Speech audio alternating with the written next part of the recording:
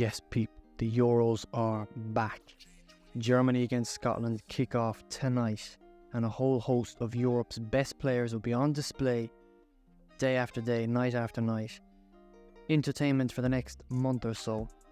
Very exciting times. However, I want to go through country by country, one player to keep an eye on, one player to watch. It's always exciting, these big international competitions. It always feels like the transfer windows are usually busy on those particular summers, because some players put themselves in the shop window. Some players are already looking to orchestrate a move, and if they perform well at a big international competition, it may just earn that big move. Young players are looking to impress. Exciting times indeed. Let me know your favourites, who you think is going to win the competition. I can't look past France. I struggle to look past France. But anyway, let's get into it. So we start in Group A with Germany, the host nation. And Florian Wirtz, I think, is going to be absolutely instrumental to any success that Germany may have. He got over that terrible injury last season. He was incredible for Bayern Leverkusen. He was pivotal to their success. Reminds me of Martin Odegaard, that he just sees passes that other people can't. He's had this unbelievable season, incredible stats, incredible numbers. Jamal Musiala, I mean, there's a whole list of incredible players that Germany have, but this guy just has something different. He's going to be the man they look to create things, to make things happen. He's going to try and showcase his talent and his abilities on the international stage. Huge tournament for Florian Wirtz. So for Scotland, Billy Gilmour, I think, could be the surprise package this year. I mean, I remember when he was at Chelsea, he was hyped up so much, talked about so much. There was obviously massive talent and massive skill there. Towards the end of the season, or last year, he started to kind of work his way into Brighton's team and become a more vital player. And for Scotland, he's going to have the energy and more so the technique to make things happen. He's going to drop deep, sit back a little bit, try and make things happen, try and get Scotland on the ball. John McGinn's a very good player. Scott McTominay is a good player. Andy Robertson, there is quality there. But Billy Gilmour, I think, could be unsung hero for Scotland. Next up, Dominik Szoboszlai. The man needs no introduction. As a Liverpool fan, I've seen what this guy is capable of. Fell off a little bit towards the end of the year. Actually finished the season quite poorly, but he always seems to do well. Wearing the captain's armband for his country, he always seems to do well for his nation. He steps up, he deals with that pressure. And Hungary, I think, are a bit of a dark horse for this tournament. They do have a decent team, but a lot of what they do, a lot of what they will need to do to progress in this tournament is going to rest on this young man's shoulders. But usually he delivers for his country. He deals with that pressure. He adopts that pressure and he does well with it. It's going to be really interesting to see how far they can go and what he can do. Next up, of Switzerland, Zeki Amdouni. One of many who I think will be trying to manoeuvre a transfer for himself this summer after being relegated with Burnley down into the Championship. I think he's too good for there. He'll be looking to show that and prove that in this tournament. With a very decent Switzerland team, they're always doing well in these tournaments. Xherdan Shaqiri banging in bicycle kicks. Granit Xhaka is a good player. Akanji at the back is solid. There's a lot of experience, and that is so vital in tournaments like this. Amdouni, certainly not one of the more experienced players, but one of the more exciting players. He's their threat. He's their goal scorer, along with Shaqiri. He's the guy that's going to make something happen. He has that little bit of magic. Big tournament for him. So next, for Spain, Lamine Yamal, 16 years young.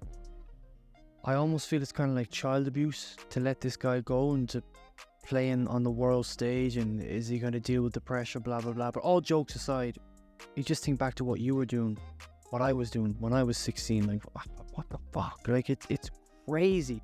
It is insane.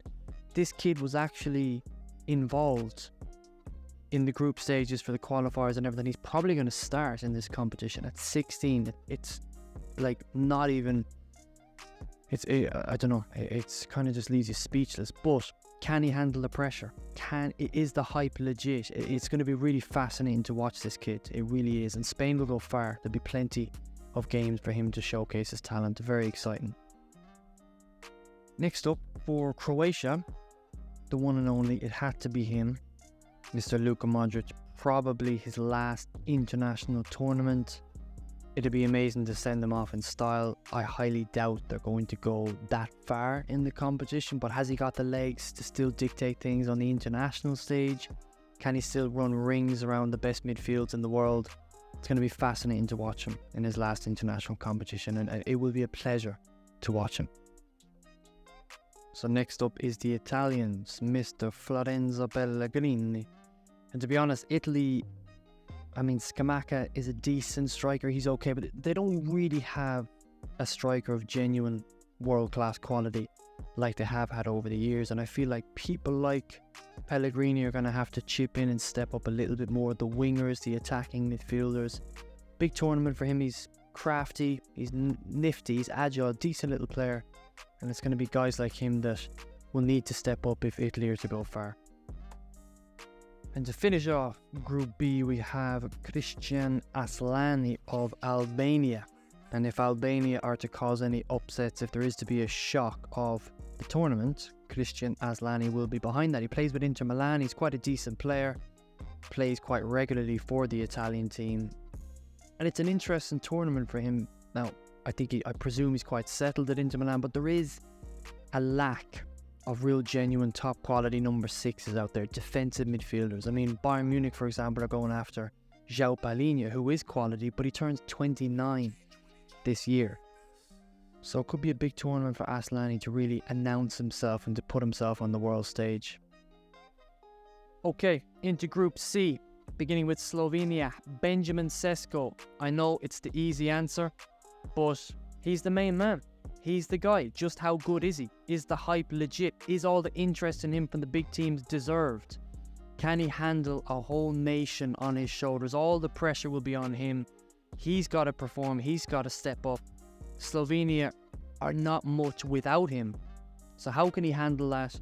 Big tournament for him. I'm excited to watch him. Next up with Denmark is Andres Olsen.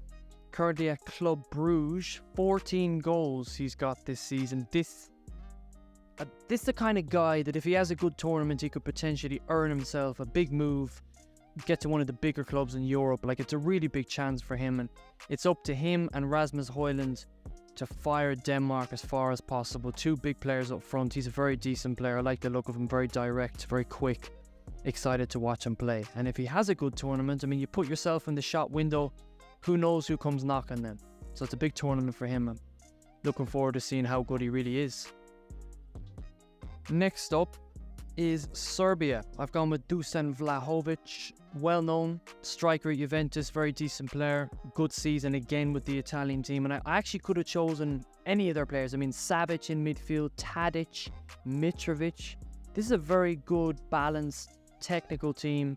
Could be a wild card, could be some dark horses for the competition. Keep an eye on them. And Vlahovic, he's been linked with the big teams in Europe for so long, and linked with Arsenal for quite a while, who actually I think had a bid rejected a number of years ago. It could still happen, a big tournament, and the big teams might come knocking again. Keep an eye on him. The one, the only, Jude Bellingham with England. Guys, just how good can he be? Are we talking a generational talent? Are we talking about someone who's going to be in 20, 30, 40 years mentioned, like Paul Gascoigne is still mentioned to this day? That, like, the character, the elite mentality this kid has. You've won the Champions League, you've won La Liga. Go and take the pressure of a whole nation, put it on your back, carry your team, drive your team. Take an international tournament by the scruff of the neck at 20 years of age and win the Euros for your country. Go do that. Go and do that. He can go down as one of the best in history. When you talk about Zidane's and Pirlo's and Kaká's, I mean, you can talk about Bellingham in 40, 50 years. That is the level this guy can reach. And if he wins the Euros, he kind of puts one letter of his name in the history books. Just how good can he be? This is his chance to prove it. Now on to Group D. And with Poland, Nikola Zalewski is a left back, left winger, left wing back. He's going to be the outlet for Poland, a very average Poland team, a little bit older now. Lewandowski's not what he was. He's not going to be able to carry the team like he was. But this guy, perhaps, plays his club football with Roma. He'll be the outlet. He'll be the engine down the left wing. He's going to be the guy to drive them forward, to try and create whip-in crosses. Keep an eye on him. Decent player. Xavi Simons with Netherlands, an absolute wizard. If Netherlands are going to do something in this competition with a great team, I could have chose several players, but I feel like a lot will rest at the feet of this man. He has the potential to flip the tournament on its head. Incredible player, so talented at such a young age. He's had a great season, and now he's ready to showcase it on the international stage, on the biggest stage of them all. I'm very, very excited to watch him play. Okay, with Austria, Kevin Danso plays with Lens over in France. Strong centre-back, tough centre-back. If they're going to do anything in the competition, he'll be a big part of it. They are a well-drilled team under Ralf Rangnick. They'll be interesting to watch, and he might be at the core of it. Kylian Mbappe, it's hard to look past them. I see France, still I see them as the favourites. I mean, who else could it be? I know they have an abundance of talent. I know arguably the best country in the world, but this guy is probably the best player in the world. It's hard to look past anyone else but him. It's a joy to watch him in these competitions. He's going to step up. He's going to deliver yet again. Amazing to watch. Incredible talent. Kevin De Bruyne of Belgium. There's always something said about him going missing in the big games, particularly with his country. The golden generation of Belgium is essentially gone. This is probably his last international tournament. He's had a bad season with injuries, but he's recovered from the injuries. This is his chance. He has to adopt that pressure, carry the weight of the world and the weight of the country of Belgium on his shoulders. Let's see if he delivers. David Hancho, Slovakia. Very, very good season with Feyenoord. Did very, very well with Arne Slot. Ball playing centre back. A lot of clubs will be looking at him. A lot of clubs were already interested in him. Big tournament for him. He'll be looking to impress. Possibly get a move. Radu Dragusin with Romania. Obviously signed with Spurs. We haven't seen much of him. Now Romania, interestingly enough, actually have a very decent defence in the group stages coming into this competition. So we'll have to keep a close eye on him. Just how good is he? Spurs fans will be hoping to see a little bit more of him. Let's see what he's like. Let's see what he's got. Now this one I'm very, very, very excited for. Jorge, I hope I'm pronouncing that right. Sudukov. Central attacking midfielder, only 21 years of age, playing with Shakhtar Donetsk. A lot of clubs looking at this kid. Big clubs linked with this kid. Big talent. One of the best talents to come out of Ukraine in years. They're actually a very decent team. A lot of very good players. They could be another dark horse in this competition. And this kid is going to be at the heart of it. Next up, another generational talent. Arda Güler with Turkey. Got his move to Real Madrid. Overcome some bad injuries. Started to work his way into the team. Impressed several times. Now he's going to try and do it for his country. It's actually a very decent Turkey team. A lot of very good attacking players, but the defence is not great. So they could be quite an entertaining team to watch. They might just try and outscore the opposition, but anything good that they do, Arda Güler is going to be involved. Very, very good young player. Let's see if the hype is real. What can he do? Look, man, I'm not even going to try and pronounce this guy's name, but he's a huge reason why Georgia have somehow made it to the Euros. He's going to be the outlet. They're going to soak pressure, sit back, defend. He will be the man to try and get them up the pitch, counter-attack. Kind of went under the radar a little bit after the initial breakthrough season with Napoli, and they did so well in the Champions League. They won Serie A. Kind of gone boiled down and died down a little bit, but he's still a very, very good player. And a lot of what Georgia do, if they can do anything in this competition, is going to go through him. Now, another big talent emerging out of Portugal. He's played quite a few times for Portugal. João Neves, even though he's only 19. And if he starts and plays quite a few times in this tournament, it kind of reminds me of what the hype was like around Enzo Fernandez after the World Cup. He could be the next big thing.